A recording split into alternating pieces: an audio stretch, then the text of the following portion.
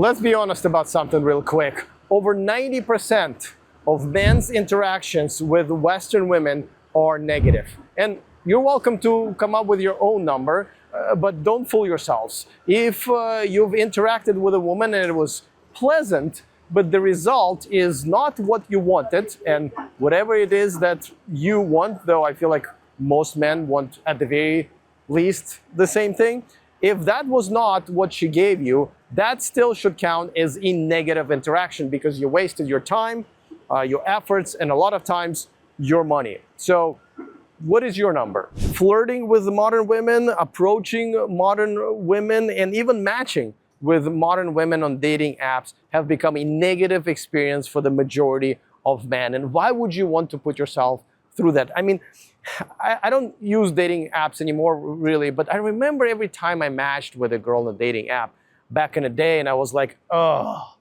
how much effort, time, and frustration I'm going to put into this girl just to find out that this was a huge waste of my time and I could have done literally anything else and would not be as disappointed and frustrated. And this is why I consider moving out of America to a Southeast Asian country like the one that I live in now, which is Thailand, one of the best decisions of my life. Is it the opportunity to consistently meet and interact with traditional, kind, and good women? Yes. Is it an opportunity to have lots of great sex without all of that bullshit that a lot of times comes with it when we're talking about modern women? Yes, of course, and many other things. However, I would say that the number one perk, besides just simply getting the fuck away from modern women, is consistent, pleasant interaction with women who are feminine, kind, and polite. I mean, just being rejected by a girl around here, it's still a pleasant experience. I know it sounds horrible. Sometimes getting a number, you would walk away from a modern girl getting her number and you would be like, oh, this was not good. This was not good. But here, you walk away from a girl who never gave you her number, which doesn't happen very often because they usually all do just because they want to be polite and kind to you, still is a better experience. And even if we're not talking about sexual or romantic interaction, just the energy between the sexes here, where men are men and women are women, just the synergy here is so great. I always give an example of opening a door to a girl, which at this point I would not recommend anybody really do in America. And if you do, be prepared to call her cunt when she basically does not say thank you or acknowledge you in any way.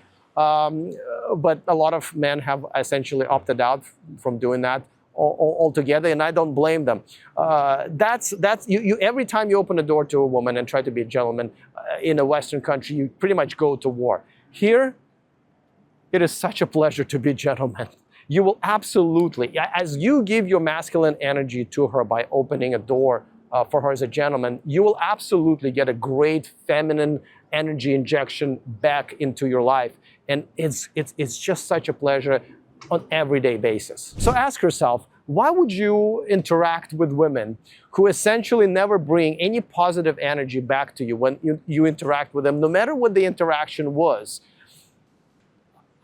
I don't know the answer to that question. However, I do know that most men in America and other Western countries have only two choices left. The two choices are, one, completely stop interacting with women because it's just no longer worth it.